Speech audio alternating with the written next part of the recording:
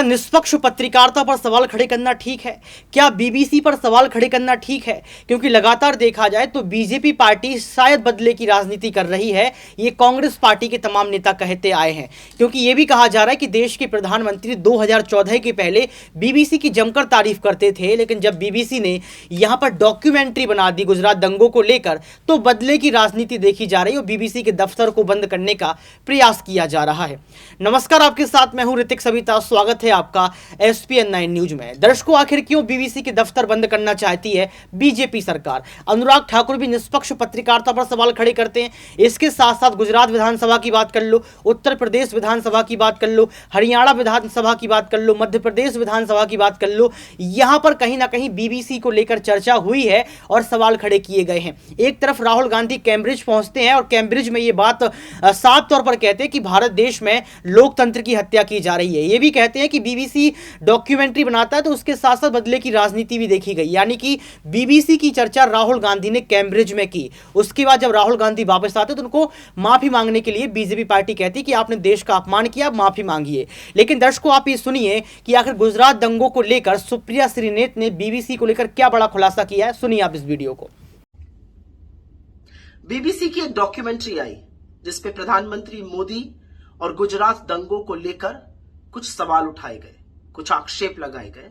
उस डॉक्यूमेंट्री को बैन कर दिया गया, लेकिन ठीक 29 दिन बाद चिरपरिचित स्क्रिप्ट के अंदाज में प्रधानमंत्री मोदी का सबसे प्रबल फ्रंटल इनकम टैक्स बीबीसी के दफ्तर आज इंडिया में पहुंच गया। कहते हैं रेड नहीं हुई, हमने सर्वे किया। आपने जो भी किया, आपने दुनिया को दिखा दिया कि आप वाकई में बौखलाए हुए हैं, घबराए हुए हैं, क्योंकि जो आपने किया है वो एक घबराया हुआ तानाशाही करता है। This is how people react when they panic. आपने इस देश के अधिकांश मीडिया को चरण चुंबक बनाने का काम किया है।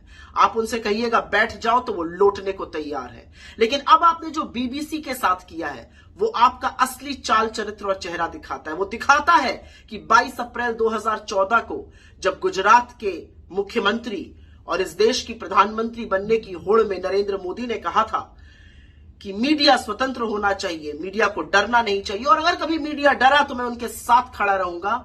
आपके एक्शंस उसके बिल्कुल विपरीत है। आप मीडिया के ऊपर रेड करते हैं, लेकिन कहां तक सवालों से बचिएगा? इस पूरे देश पर आप इनकम टैक्स की और ईडी की और सीबीआई की रेड करा दीजिएगा।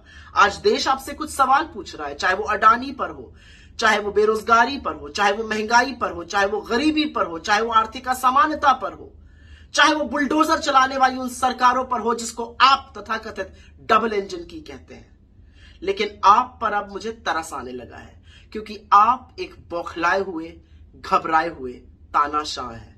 What you're doing, Mr. Modi, is what people do when they panic.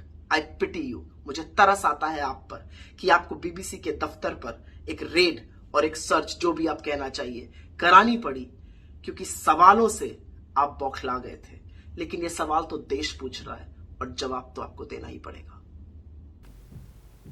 तो सुना आपने इस वीडियो को सुनने के बाद आपको पता लग गया होगा कि किस तरीके से यहां पर जो है सुप्रिया श्रीनेत ने बीजेपी पार्टी को जमकर घेरा। ये बता दिया है कि बीबीसी डॉक्यूमेंट्री का सच क्या है, देश के प्रधानमंत्री आखिर क्यों भाग रहे हैं। लेकिन दर्शकों, मेरा सवाल ये रहेगा कि आपको क्या बीबीसी की डॉक्यूमेंट्री को लेकर बीबीसी की पत्रकारिता पर सवाल खड़े करना ठीक है? क्या आपको बीबीसी की निष्पक्ष पत्रकारिता पसंद नहीं है?